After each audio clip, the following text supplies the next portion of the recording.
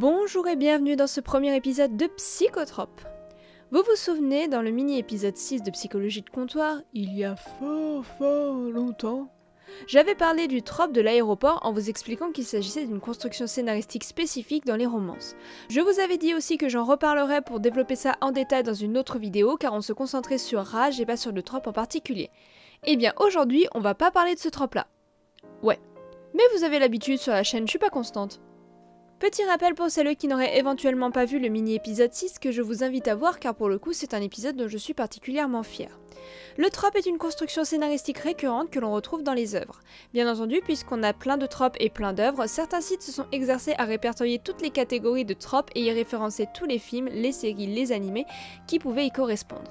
Mais moi j'aime bien me compliquer, moi je marche à l'inspiration donc je parle des tropes que je trouve moi-même. Voilà. Mais si ça vous intéresse à titre personnel et si vous aimez vous perdre dans les méandres d'un site bien fourni, le lien est dans la description. Même si on parle de construction scénaristique, bien évidemment ici ce qui nous intéresse c'est la construction des personnages dans ces tropes. Et aujourd'hui on va s'intéresser à de la romance. Comme par hasard. Désolée mais jusqu'à ma mort je crois que la romance sera mon genre préféré.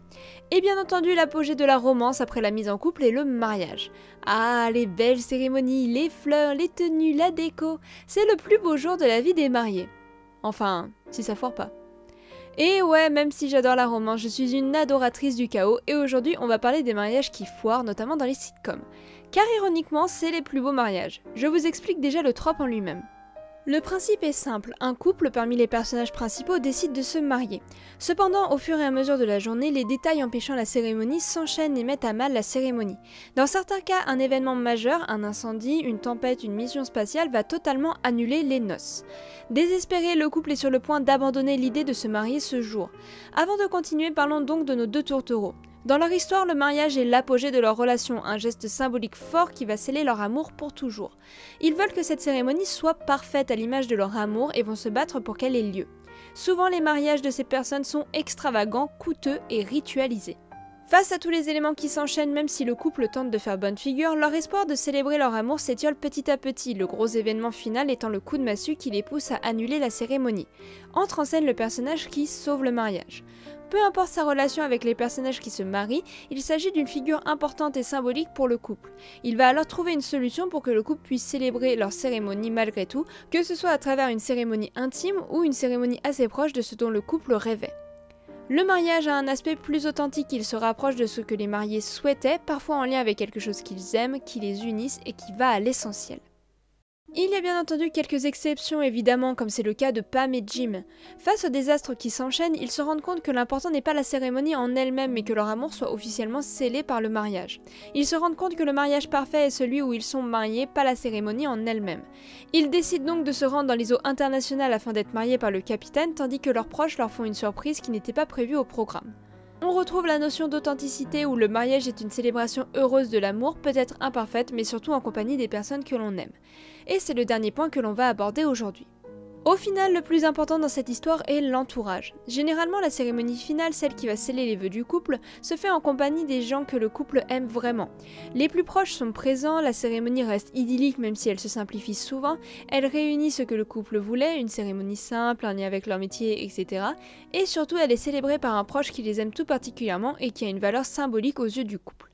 Barney qui ne croit pas au mariage mais qui accepte de sceller leurs vœux, Phil un membre de la famille, Jane leur fille, la bande de geeks de Big Bang Theory, etc. etc.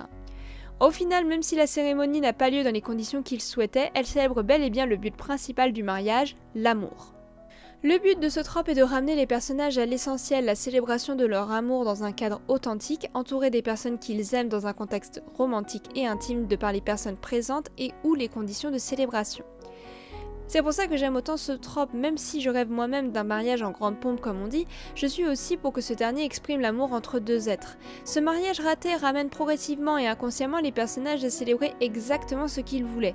On ne peut pas faire plus parfait dans l'imparfait, les personnages s'aiment, sont mariés, sont bien entourés et vivent une cérémonie qui n'est pas celle dont ils rêvaient mais qui exprime sincèrement l'amour qu'ils ont l'un envers l'autre. Voilà, je pense que c'est à peu près tout. Je savais qu'il s'agirait d'une forme courte pour ce premier épisode car on parle d'un trope qui se porte seulement sur un seul épisode de série, mais peut-être que les prochains seront plus longs car on parlera des tropes encore plus grands. En tout cas pour le moment c'est la fin de cette vidéo, j'espère qu'elle vous aura plu. Si vous avez aimé, n'hésitez pas à liker et à partager et à vous abonner si ce n'est pas déjà le cas. L'espace commentaire reste ouvert pour vos remarques, vos références qui pourraient correspondre à ce trope ou encore juste discuter.